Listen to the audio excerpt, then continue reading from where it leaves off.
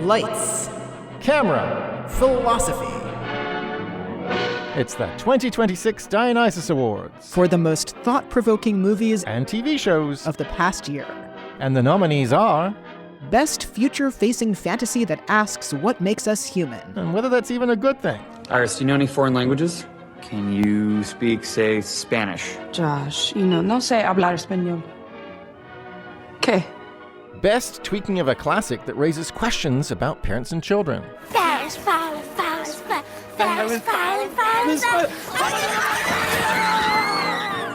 Best TV series that blows up all your theories of personal identity. You want a drink? We'll have one if it pleases you. We think. We want. Would it kill you to say aye? The 2026 Dionysus Awards. Coming up on Philosophy Talk. The paywall is officially gone. Wait, the whole thing? All 600 plus episodes?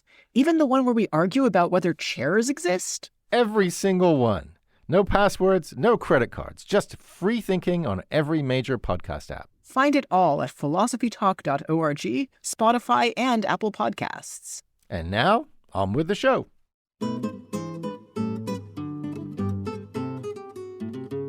What would you do if you found out that you were a robot? Can art do anything helpful in the face of tragedy? What if everyone in the world shared a single mind, except you? Welcome to Philosophy Talk, the program that questions everything. Except your intelligence. I'm Josh Landy. And I'm Jorah Danenberg, sitting in for Ray Briggs. And we're coming to you via the studios of KALW, San Francisco Bay Area. Continuing conversations that begin at Philosopher's Corner on the Stanford campus, where I teach philosophy. And at Brandeis University, where I teach philosophy. Jorah and I sometimes teach a class on film and philosophy, and we're even scheming about doing a book together. So I'm overjoyed he's joining me this year to celebrate the most philosophically compelling films of 2025.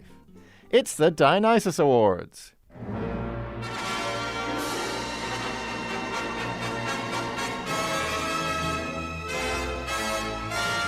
So there were quite a few good movies this past year, Josh. Yeah, some of my favorites were the Norwegian film Sentimental Value, the Iranian film It Was Just an Accident, and the American film Train Dreams. In the forest, every least thing's important. It's all threaded together, so you can't tell where one thing ends and another begins if you really look at it. And there was some pretty amazing television this year, too. In fact, later on, we're even going to give an award for the best TV show that blows up all your theories of personal identity.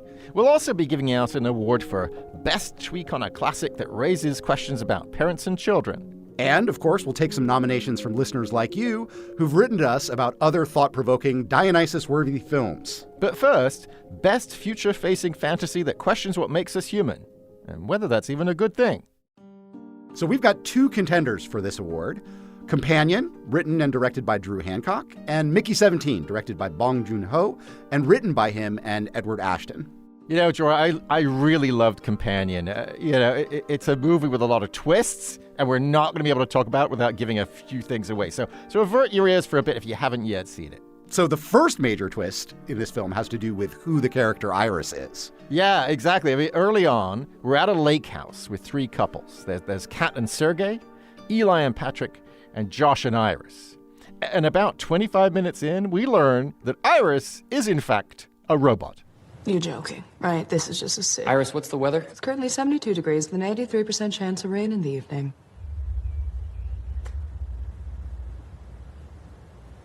Are you still not convinced? Yeah. Okay. Let's see. Iris, do you know any foreign languages? Can you speak, say, Spanish? Josh, no sé hablar español. ¿Qué? We also learn that Josh, who's human and initially seemed like a pretty nice, normal human guy, is actually a bit of a jerk.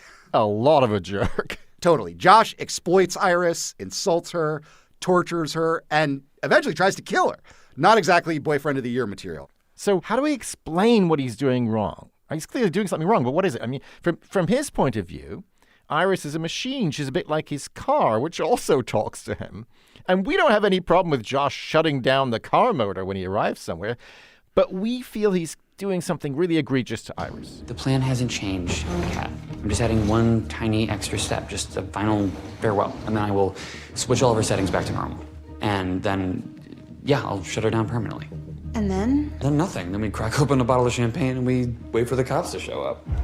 What makes Iris more than a machine? What makes her a person, someone you need to treat with respect and kindness? So I bet I know what your answer is, Josh. Well, my answer is that the rationalists are right, people like Immanuel Kant. They said, look, if some being is able to use reason, then that being is a person. And Iris surely uses reason. It's not just that she's smart and can speak any language at the flip of a switch. It's also that we see her deliberating. We see her weighing up her options. All you gotta do is backtrack through the woods, get to the lake house without Josh or his friends murdering you, and you're home free. Kant would say she has reason, so she's a person. So you can't just treat her like a machine. I mean, what makes me confident that Iris deserves better than what she's getting is not that she has a brain, it's that she clearly has a heart.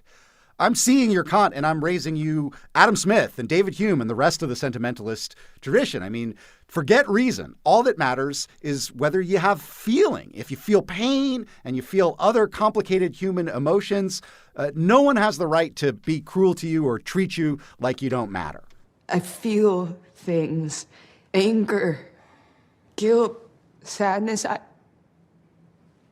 I know what pain feels like. It's programming. It's just a way to make you seem more real. Everything you do, your whole life, is just an imitation of a life. I still think Kant's right, but either way, it seems like the artificial beings in this movie are on a par with humans. In fact, I'd even go further. I think the artificial beings are better than us. Oh, interesting. Okay, so what do you mean by that? Well, the humans we see here, they are spigots of selfishness. They're fountains of falsehoods. But the robots never lie. They don't even lie to themselves. Josh and Eli kind of want to live in fantasy land, but Iris and Patrick, they want something real. Not to mention the fact that they aren't trying to own other people. That is nicely put, Josh. Actually, Ken Taylor used to say this really insightful thing, that we human beings, what we want is machines that are smart enough to do everything we need, but not so smart or otherwise sophisticated that we actually have to treat them decently.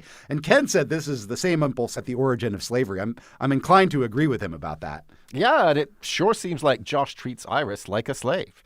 And he thinks that's totally fine. He thinks that's the way it should be because human lives, he says, are worth more than the lives of these machines.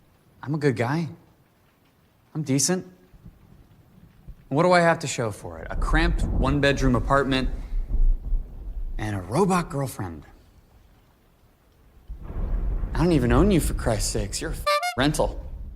All right, so how about this? Human beings are capable of love. All human beings? I don't think these characters are capable of love. I don't know. I mean, I guess I'll grant you that Kat and Sergei are kind of just having fun together, as they say. And it's also pretty clear that whatever it is that Josh feels towards Iris, that ain't love. But what about Eli? Eli sure thinks he's in love with Patrick, and vice versa. Patrick really seems to be in love with Eli in this film. Baby, you know it would never hurt you, right? You know that I wouldn't treat you the way that Josh treats Iris, right? I know that. I love you so much. And that's insane for me to say that out loud, right? But I do. But Patrick's a robot, and Eli can order him to do whatever he wants. Isn't love all about reciprocity and being free to feel whatever it is you actually feel? Maybe, all right. On the other hand, remember what the Pebble says in that fantastic William Blake poem. Love seeketh only self to please, to bind another to its delight. Maybe that's what human love really is, after all. Maybe what we're seeing in this film is not so much a distortion of love, but kind of its essence, wanting to control somebody else. Well, I guess if Blake's Pebble is right, then okay, yeah, maybe Patrick and Eli are just two regular people in love, but if that's true, then I don't want to be a person anymore. All right, well, let's leave Blake's cynical Pebble theory behind, and maybe we can turn to our other movie, Mickey 17. Hopefully that one's a little bit more cheerful. I don't know how cheerful it's going to turn out to be. It's a dystopian, futuristic movie where climate change has basically annihilated the Earth and everyone is forced to head out to different planets. And we are following a rather disturbing cult leader who's about to found a colony on planet Niflheim. And aboard his rocket is a man named Mickey. There was this one time in my 4th grade science class, I messed with a lab frog. I just figured this all must be my punishment. So Mickey in this film is what they call an expendable, or what we like to call adjunct faculty. He gets sent into dangerous situations, exposed to toxic gases, and anytime he dies, they just make another clone of him. Hence the title of the movie. The Mickey we're actually seeing in this film, he's the 17th version of himself. And things get even more interesting when something goes wrong. Maybe we should issue another spoiler warning here, Josh. Agreed. Spoilers ahead. Okay, so Mickey gets into trouble and they think he's dead, so they make a new clone. Mickey 18. Mickey 18, right. But Mickey 17 isn't dead, and now there are two Mickeys running around, and mayhem ensues. Why aren't you dead? Oh, God. Oh, God. Oh, God. No.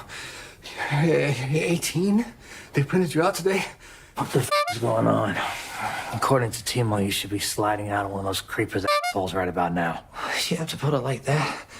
So you can see why this movie is going to be catnip for philosophers. What does that do to questions of identity? Like, which one of these two is the real Mickey? That's exactly the kind of question Derek Parfit asked back in 1971. He said, basically, imagine a guy who gets cloned and then dies. Let's call this fella Bob. Right? The clone is exactly like him, looks like him, acts like him, has all his memories. Should we say the clone is Bob? Sure, why not? Okay, but now imagine something goes wrong and you end up with two clones by mistake. Which one is Bob? I don't know. I guess maybe neither one of them is. I mean, you can't have two people that are not identical to one another, but are each somehow identical to a third person. That doesn't seem to make any sense. Okay, that sounds like a tempting answer, but now imagine a third scenario. Here you try to clone two Bobs, but one of them dies and you're left with just one guy. Who is he? I mean, I want to say that this guy is Bob. He's identical to the original dude, and there's no one else around to kind of challenge him for the title of Bob. On the other hand, they were trying to make two of them, and they just failed, so that doesn't sound right. I feel kind of trapped. Exactly. Parfit's going to say, how come you get to be Bob only if somebody else dies? It doesn't make any sense. So what should we say? Who is the real Bob in this situation? Parfit says we don't know. Oh, great. So if Bob owes me $5, I'm just not getting it back. I don't know about that, Jorah. But the fact that we don't know, Parfit says, shows that we shouldn't care. The thing that really matters is being like Bob, not being the same as Bob. Okay, I see. So each of these guys is like Bob, and each can owe me $2.50. Human printing is a sin. Multiples are Satan's work. However, I've been contemplating how can we use this abomination for our common economic benefit. I mean, in a way, I see this, right? Like, Mickey doesn't mind being killed in all kinds of gruesome ways. He talks about it in terms of dying, but he's very kind of easygoing about it. What he hates is the thought of not getting cloned after he dies. Now, there's a scene where Mickey 18 wants to kill him, and Mickey 17 gets pretty upset about that. Till now, I died and I was just born again, you know? It felt like it was me continuing on. But now, once I die, it'll be over for me. It'll be you living on. You get what I mean? So there's a question there, like, why is he so upset? I mean, why isn't it good enough for Mickey 17 to live on in Mickey 18? So this is another aspect of the puzzle that we've been kind of kicking around here. And in fact, I think things get even more complicated in this film when love enters into the picture. This is mild Mickey. And this is habanero Mickey.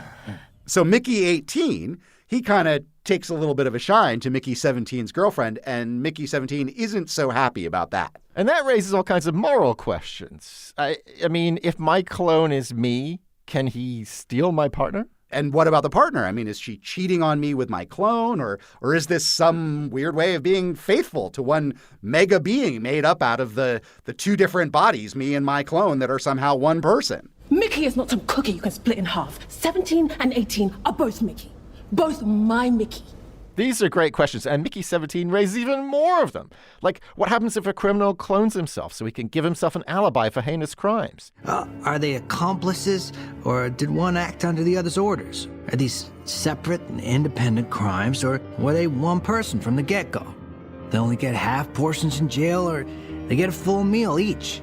That's part of what I love about both of these films, actually. They do what the best thought experiments in philosophy do. They set your mind in motion, but then they make you think for yourself. Police, legal experts, philosophers, Everyone was stumped. Okay, so we got two terrific films in front of us, Mickey 17 and Companion. Which one should win the Dionysus Award? You know, Josh, this one is a close call for me, but at the end of the day, I think I got to go with Mickey 17. I just found this movie more enjoyable on the whole, but also kind of harder to think through as a philosopher. I found myself really puzzled about these questions about personal identity we were just talking about. I'm with you, I have to say. So, the 2026 Dionysus Award for Best Future-Facing Fantasy that questions what makes us human goes to... Mickey 17. How many times is this? You're Mickey 16? 17. Jerk. You're listening to Philosophy Talk. It's our annual Dionysus Awards, honoring the most thought-provoking movies of the past year. Coming up, we're going to consider nominees in the categories of Best Tweak on a Classic that raises questions about parents and children, and Best TV Show that blows up all your theories of personal identity. Movies and TV shows about being yourself and not being a jerk, along with nominations from you, our listeners, when Philosophy Talk continues.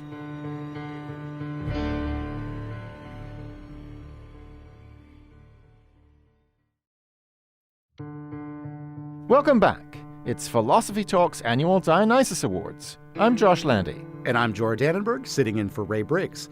And we're thinking about movies in the past year that challenged our assumptions and made us think about things in new ways. Two films that made me think about things in different ways were new takes on old classics. Chloe Zhao's Hamnet and Guillermo del Toro's Frankenstein. These are our nominees for Best Tweak on a Classic that raises questions about parents and children.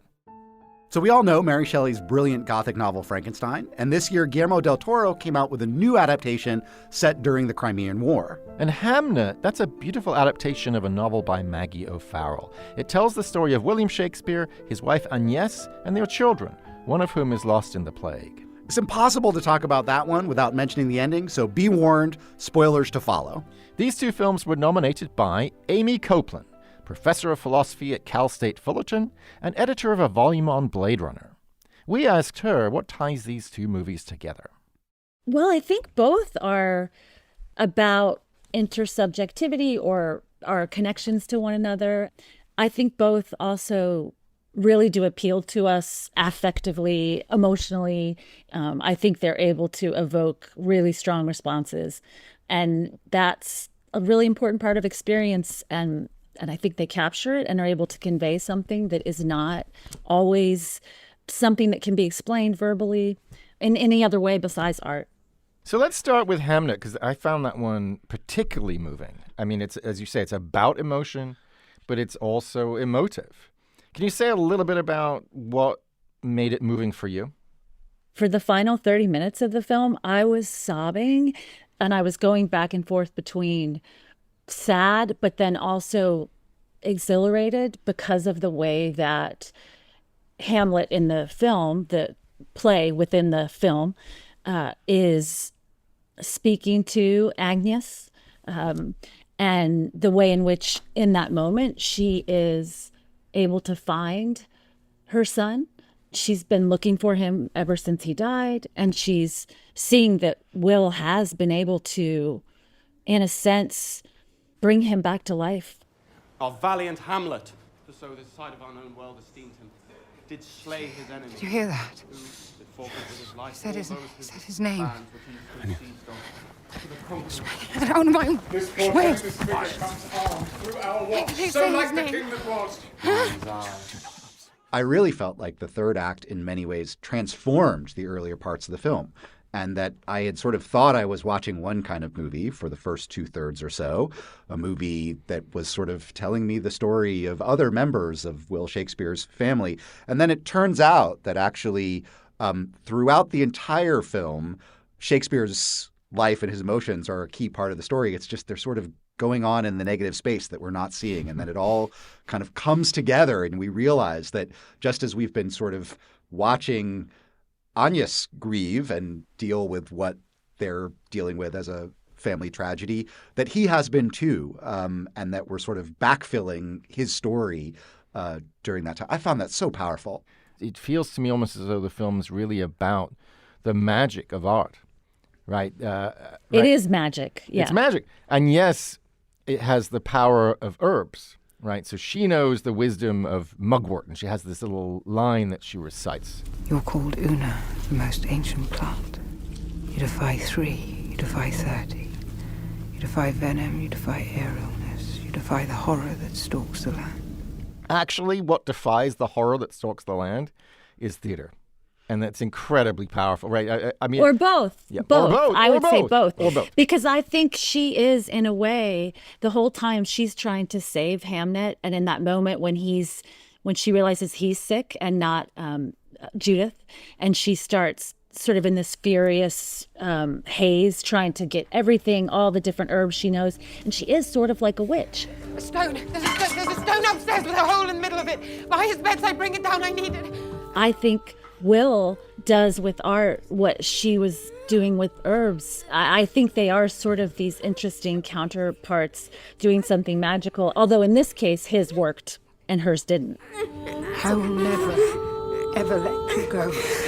You understand? I will never, ever let you go. I love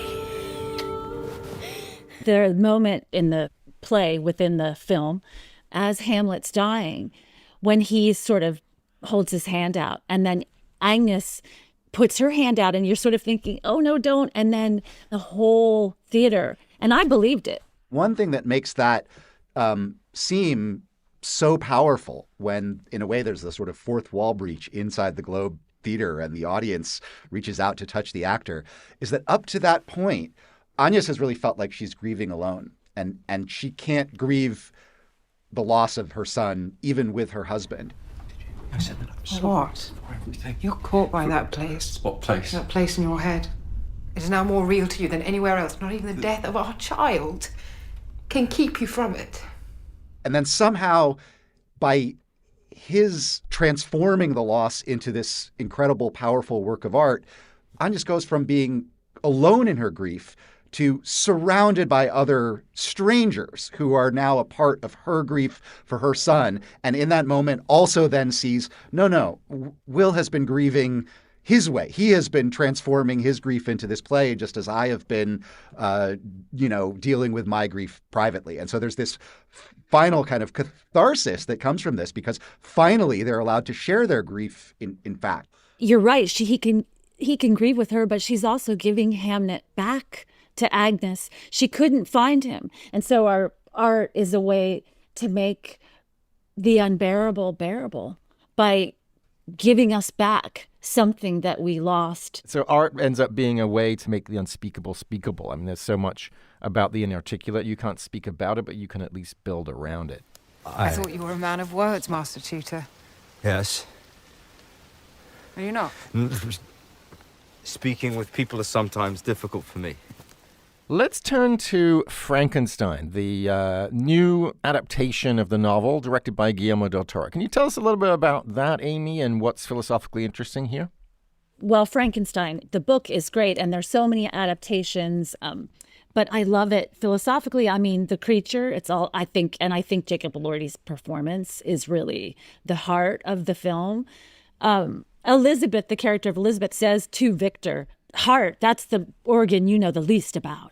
But the creature is all heart, and body. And I think it's also about the body, what it means to be in a body, but also the way in which we connect or fail to connect with other people. There's a moment where the creature has this interesting realization, at least as he sees it. The hunter did not hate the wolf. The wolf did not hate the sheep.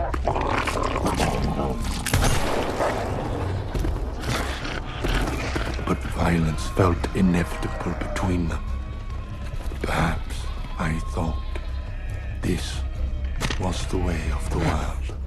And that's a really interesting, it's a tweak. It's not there in Shelley. Shelley's thinking a lot about where violence comes from, where antisocial behavior comes from. And she raises all kinds of, the novel is brilliant. And deliberately doesn't land, right? Deliberately leaves things open on this question. But this movie, the Del Toro version of Frankenstein, is introducing a new question. I mean, is violence inevitable? Is it part of the way of the world? I think that's a good question. And set. The movie is set, what, like maybe 50 years later? It's set during the Crimean novel? War, and they're gathering bodies off the battlefield, right, which is right. another thing I like that this version introduces. There's another really nice kind of aspect of this question, which is the comparison between, on the one hand, the kind of natural violence of the wolf, and then this incredibly cold, artificial, almost bureaucratic violence of what Dr. Frankenstein, what Victor is doing. I mean, the thing that we haven't said yet about this movie, the amount of gore in this film, and both of these films that we're comparing are, you could say, are sort of a feast for the senses, but in very different way. Hamnet is a delicate, tasty meal, and this is a plate of undercooked baby back ribs or something. Like it's Mass. Volume of blood, Father. Muscular irrigation. Quite. There's no spiritual content in tissue and no emotion in a muscle. Now, describe the main function of the tricuspid valve, please. I think that this Frankenstein is doing a lot with fathers and sons. With Victor's father, who in the book is wonderful, but in the movie, he's pretty awful to Victor as a kid. Yeah. But then Victor's even more awful to the creature. There's the kind of coldness like in the creation and not worrying about it, not even thinking about it. But then he's really mean to him when he's in the bottom of the tower and he's frustrated when he's not learning quickly enough. Victor. No, yes. How about hand? Can you say hand? Hand.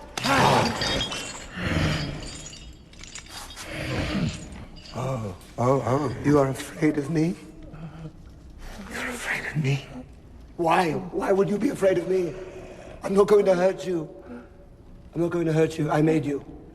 I'm your maker. Stop it! This version of the Frankenstein story, I think, is really reductive. And it does so by kind of making everyone either a comic book hero or a comic book villain. So it makes the creature immortal. The creature can lift boats and take bullets and even be blown up. That's not in the novel. And conversely, it makes everyone on the Victor side of things a complete monster. So his dad becomes a monster. It is a very Manichaean world. It's we a get very Manichaean world. Yeah. And then his friend, in the novel, it's Clerval, who's very sweet. In this movie, it's again Harlander, who asks Victor to flush the toilet for him. And Victor himself, instead of being engaged to someone who's the same age as him and who loves him, in this movie, he's trying to steal away a younger woman from someone that she is engaged to. And his brother's fiance, right? His brother's fiance. I mean, to me, it feels highly stylized. So they do seem, and this partly goes with the formal dimensions of the film, which are very intense. And they're very Del Toro, but I mean, the color, it's super saturated, vivid, with these sumptuous fabrics and costumes. I mean, the makeup on Elordi is incredible. But that, to me, made it seem more stylized. But the comic book, that is fair, I think, but I don't think it's necessarily reductive as much as it is like Del Toro just doing this highly stylized interpretation. I mean, Del Toro leaves open this sort of hope and possibility, which I think Shelley's a little more pessimistic, which I think is right. I mean, I think partly Shelley is saying, look, the hubris is not going to be rewarded here. It's not going to work out. You knew I have created something truly horrible. Not something. Someone. You made someone me. So, Jorah, we got two movies in front of us competing for best tweaking of a classic that raises questions about parents and children. We have Hamnet, and we have the new adaptation of Frankenstein. Which one do you think should win? Hands down, Hamnet. I liked both of these movies, but Hamnet, I'm confident, will stay with me much longer and affected me much more powerfully and in ways that I think I'll be thinking about well into the next year's Dionysus Awards. So the 2026 Dionysus Award for the best tweaking of a classic that raises questions about parents and children goes to Hamnet. Will you be brave? Yes. Yes. Will you be brave? Yes. Will you be brave? Yes! Yes, I'll be brave! I'll be brave. I'll be brave. Amy, thank you so much for joining us to talk about these films. Thank you. Amy Copeland from Cal State Fullerton. You're listening to Philosophy Talk's annual Dionysus Awards. I'm Josh Landy, here with my fellow philosopher, Jorah Danenberg. Time for a nomination from the floor. Gigi in San Francisco, welcome to Philosophy Talk. Thank you. Excited to be here. So what's your nominee for a Dionysus Award this year? My nomination is Eden. It's a really intriguing film based on real events that took place in the late 1920s and was directed by Ron Howard, who became obsessed with the story while visiting the Galapagos. Oh, fantastic. Ron Howard, Opie. I'm a fan already. Why would we consider this for a Dionysus Award? Well, it's an inverted Robinson Crusoe survival tale where three distinct and disparate groups, one after another, leave Europe, Germany primarily, to maroon themselves on an uninhabited island in the Galapagos and the survival challenges they face. And I think it's relevant, right, that one of them is a philosopher. So there's this chap named Friedrich Ritter, who's there with his wife, Dore Strauch. And so at least one of these couples is very philosophical. Your book, Doctor? It's not a book. It's an entirely new paradigm. No. Yeah, it bridges Eastern and Western philosophy, and when published, will save humanity from itself. So it is a book. Okay, so this is about being trapped on a deserted island with a philosopher. It's a horror film, I gather. I mean, I think it's worthy of a Dionysus Award due to the way, not just the philosopher, but like each camp could be broken down to, there's the philosopher, there are the pragmatists, and then there's the opportunist. And this colliding worldviews and behaviors on a rugged island, resources are precarious, and then there's a devastating drought that hits the island. And that's where it plays out like an extreme social experiment on group dynamics under pressure. How does this film present the relationship between philosophy and life? I mean, is this philosopher that we see living out his ideals? Are they good ideals? Where things go wrong, is it because they're bad beliefs or because they just don't actually motivate him? They don't motivate him to do the right thing. You know, part of his philosophy was a deep belief in raw foods and vegetarianism. That one goes fast out the window. And it seemed like that once that crumbled, it seemed that he was in the weakest position. Do not be fooled by our success, Herr Widmer. No one else has been able to survive because life here is gruesome, frustrating. Failure is inevitable. Sometimes being too reliant on a set of beliefs and inflexible about your ability to negotiate a world in which it's hard to manage those beliefs can be the opposite of the key to resilience and thriving in adverse circumstances. It sounds like this philosopher did worse because he was a philosopher and had some beliefs that he thought he really held fast to and then immediately couldn't keep them up in the circumstances. I mean, I think how it ends up, while our philosopher loses his religion, you know, there are two other camps and they don't really budge from theirs. One could argue that they too are governed by a kind of philosophy.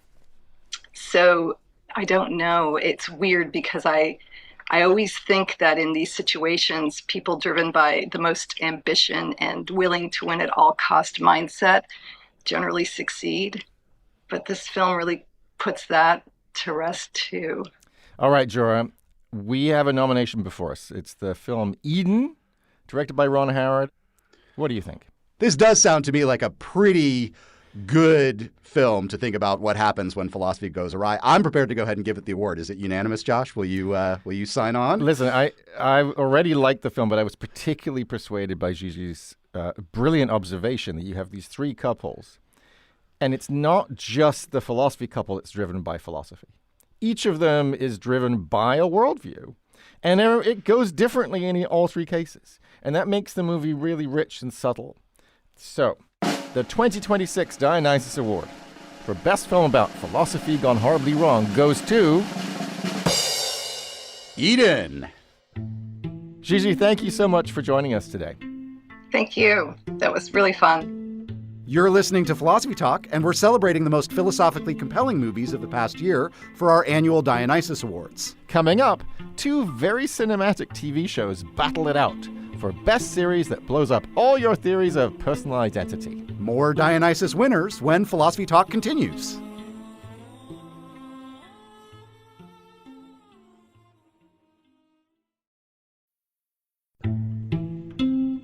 It's the annual Dionysus Awards. I'm Josh Landy, and this is Philosophy Talk, the program that questions everything. Except your intelligence. I'm Jorah Danenberg, sitting in for Ray Briggs, and we're talking about the most thought-provoking movies and TV shows of the past year.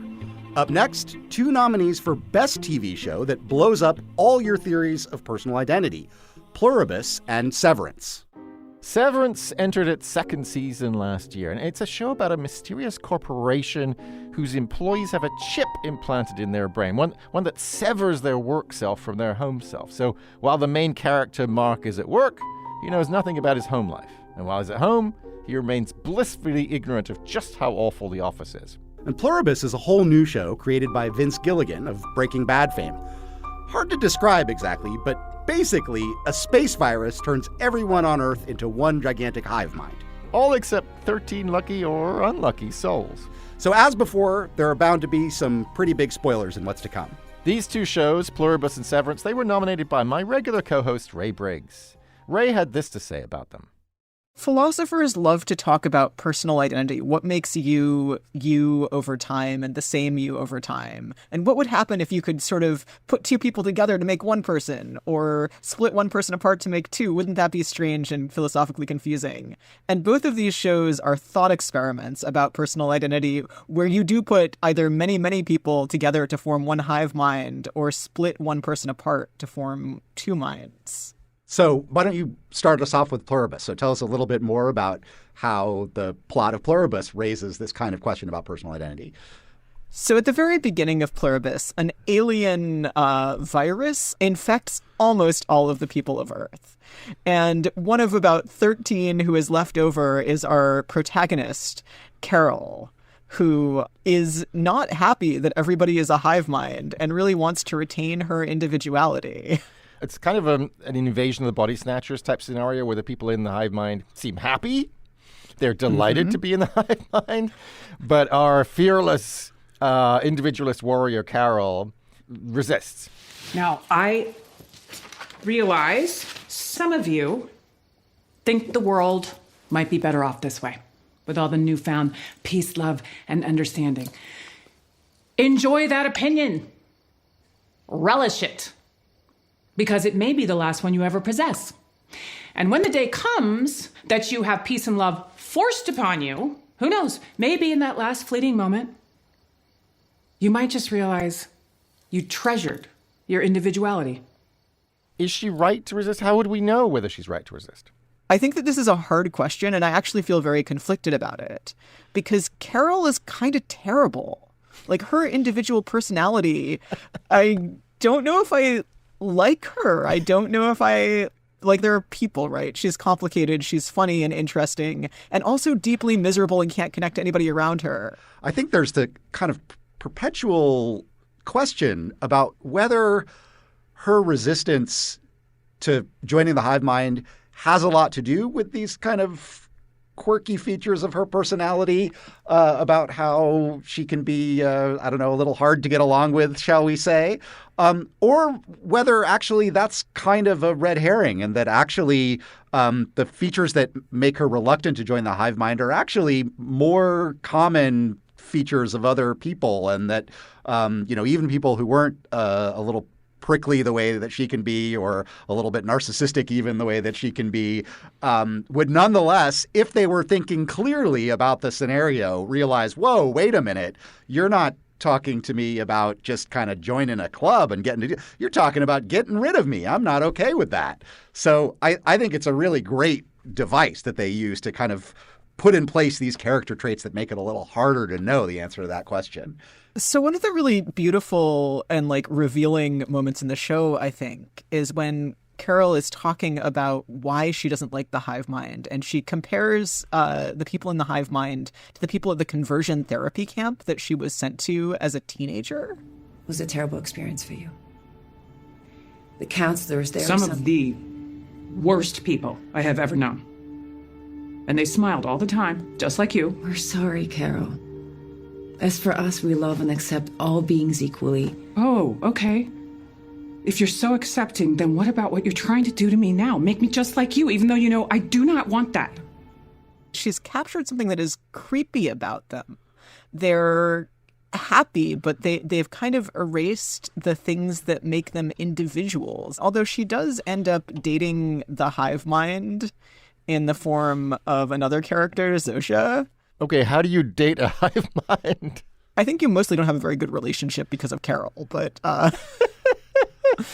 like she's not nice to the hive mind.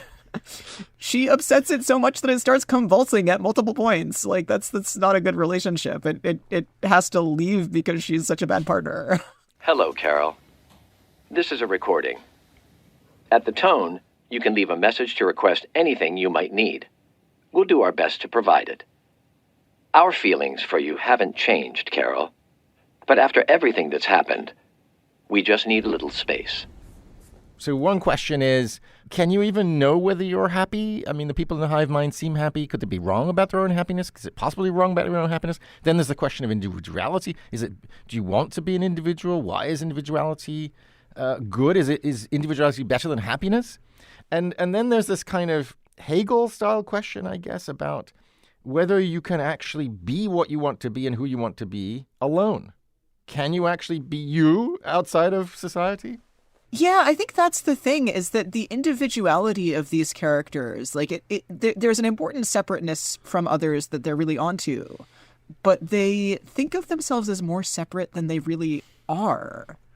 Like, Manussos almost dies because he's trying to, like, make his way through the jungle by himself. And then the hive mind rescues him and takes care of him in the hospital and lets him pretend to pay.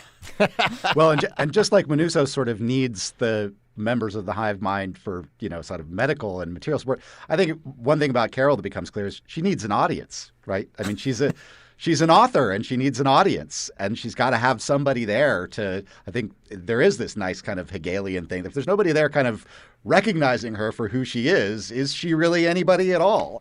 Do you like my books? Oh, we love your books. What do you love about them? Everything.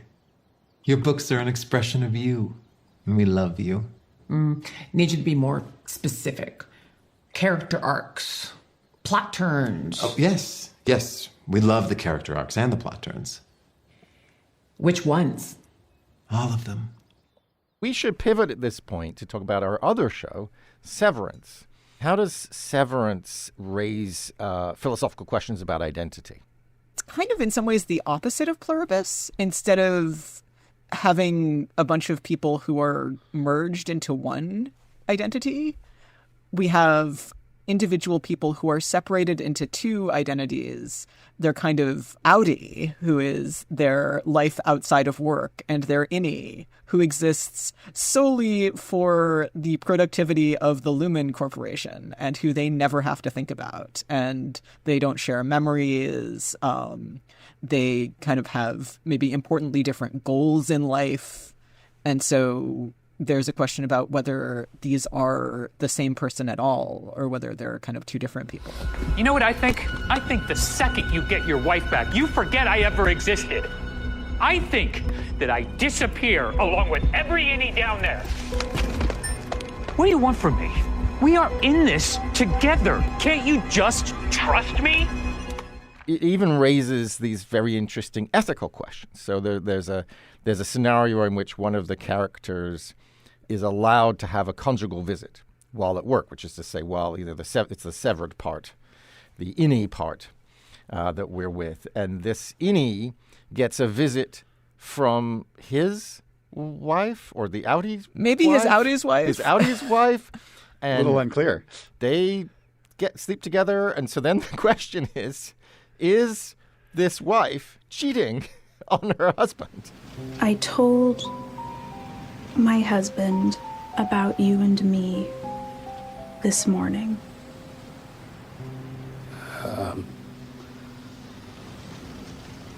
Was he glad for us?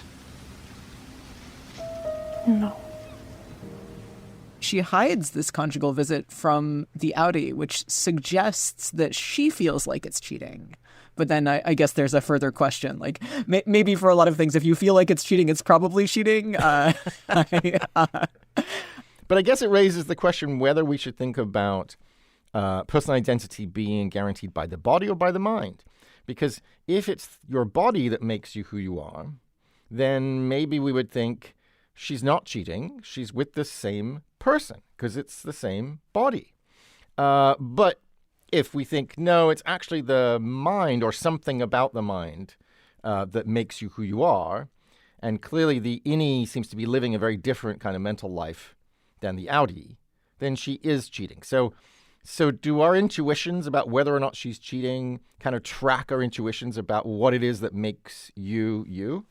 My intuitions come down pretty heavily on the side of it's the mind and not the body that makes you you. Like, that said, I think like it's a little bit ambiguous, again, partly because it's ambiguous how much bleed through there is from the mind of the innie to the outie.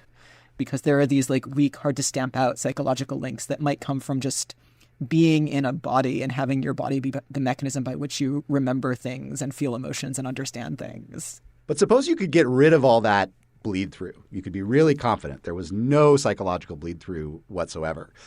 Do you think an outie, upon hearing about some of the things being done to their innie, should basically regard this as, oh, that's not going to happen to me? Or should they, even though they know that they're kind of not going to remember it's having happened, should they think, oh my God, I'm going to go to work today and they're going to torture me, or they're going to, they're going to chain me to the copy machine or something.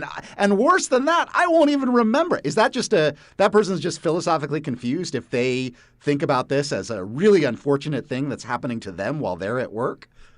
No, that's fair. And I do think they should be upset. And in fact, there's a character who her outie is not upset by this. So this is Helena/Helly, who is part of the Egan family that runs the Lumen Corporation, and decides that she loves this corporation so much that she'll get severed herself and she'll create an innie, and then is horrible to her innie and tells her innie, you're not a person, and doesn't let her innie quit, even though her innie is so miserable that she tries to kill herself at work. I am a person. You are not. I make the decisions. You do not. And if you ever do anything to my fingers, know that I will keep you alive long enough to horribly regret that. Your resignation request is denied. I think this is morally questionable. Like, if the innie really is separate from her, then like that's not an okay thing to do to another person. But it's also kind of questionable because it's something that she's sort of doing to herself. So maybe I want to back off on this. Like, that sounds a bit like Immanuel Kant, right? So Immanuel Kant thinks you can't even use yourself as a mere means, right? It's not just you're not morally allowed to use other people as a mere means, exploit them, manipulate them, enslave them, and so on. You can't even do that to yourself. Is that how you read that scene, or the series of scenes where you have a character who's desperate to get out, who's desperate to be released, begs her outie to set her free, and the outie says no? Is that outie kind of failing a Kantian moral test? It's definitely true that they're using someone as a mere means, and that seems like failing a Kantian moral test. And then there's this question, like, is it themselves or is it somebody else? And I think Jorah is right that like those scenes push very hard the intuition that it is in fact the character's self, or at least raise that as a possibility. They know everything we're doing because Helena told them everything we're doing. That wasn't me. Mark, look, I'm not her. I'm not. I'm me. Helly. And how do I know that?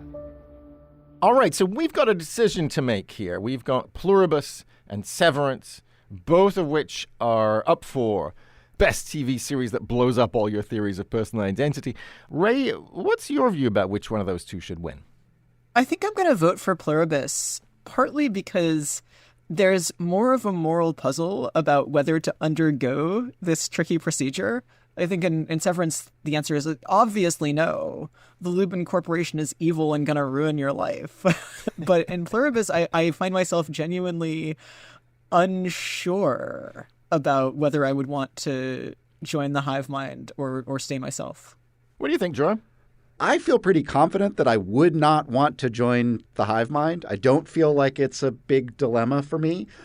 But actually coming up with a sort of morally justifiable rationale for refusing to do so strikes me as harder. So I agree with Ray that one of the things that makes Pluribus maybe the winner here is that it's the more morally challenging of the two shows. But I might locate the moral challenge in just a slightly subtly different place. So, the 2026 Dionysus Award for Best TV Series that blows up all your theories of personal identity goes to Pluribus. Ray, thank you so much. You have totally convinced me. You've turned my views around about Pluribus. I'm joining your hive mind. We're so happy, Josh. If you've got a thought-provoking movie from the past year that wasn't discussed on today's show, tell us about it. Send an email to comments@philosophytalk.org, and we may feature it on the blog. Philosophy Talk is a presentation of KALW San Francisco Bay Area and the trustees of Leland Stanford Junior University. Copyright 2026. Our executive producer is James Cass. The senior producer is Devin Strolovich. The special thanks to Merle Kessler, Angela Johnston, Karen Adjluni, Stephen Choi, and Linda Fagan. Thanks also to Emma Lozman-Plum, Michael Aparicio, Tom Lockhart, Matt Porta, John Lehman, Nancy Smith, Robert Smith, Henry Rutkowski, and Elizabeth Reitmeyer. Support for Philosophy Talk comes from various groups at Stanford University and from the members of KALW, Local Public Radio San Francisco, where our program originates. The views expressed or misexpressed on this program do not necessarily represent the opinions of Stanford University or our other funders. Not even when they're true and reasonable. The conversation continues on our website, philosophytalk.org, where you can question everything in our library of more than 600 episodes. I'm Jorah Danenberg. And I'm Josh Landy. Thank you for listening. And thank you for thinking.